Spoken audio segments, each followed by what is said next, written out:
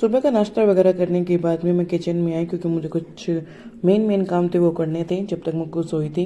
तो मैंने सोचा चलो थोड़ा बहुत सेट करके किचन को फिर काम करते हैं। तो मैंने सबसे पहले सब्जी बनाई। जो सब्जी बनी होती है तो रोटी बनाना आसान हो जाता है, क्योंकि इनकी क्लास होती है बार बार, तो इनको टाइम के अकॉर्डिंग देना होता है। इनके बीच में थोड़ा बहुत टाइम मिलता है।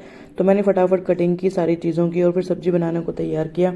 सबसे पहले सारे मसाले मिलाए एक जगह और फिर सब्जी चमकने की तैयारी की। फिर मैंने सब्जी चमक दी और इसमें पहले प्याज डाले। कुछ देर तक प्याज को अच्छे से भुना। कोशिश तो ये थी कि अच्छे से सब्जी बनाऊं, पर देखो कैसी बनती है। फिर सारी चीज़ों को मैंने डाल दिया था एक साथ। और ये सब्जी एक बार के लिए बनती, धीरे धीरे बनती रहेगी। तो मैंने सोचा चलो एक बार मुक्कू को चेक कर लेते हैं, कहीं उठ नहीं गई हो।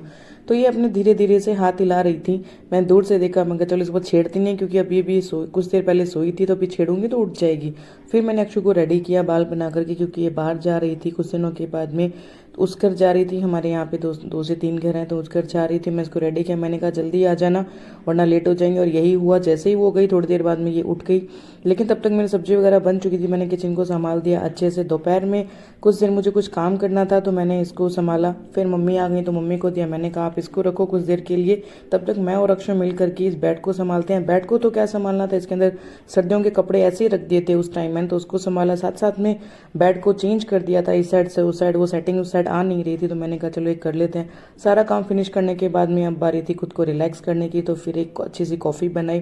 तब तक इनकी भी क्लास खत्म हो गई थी। हम दोनों ने बैठ करके कॉफ़ी पी और कुछ टाइम अपने एक दूसरे के साथ स्पेंड किया। चलो मिलते हैं अगले ब्लॉग में।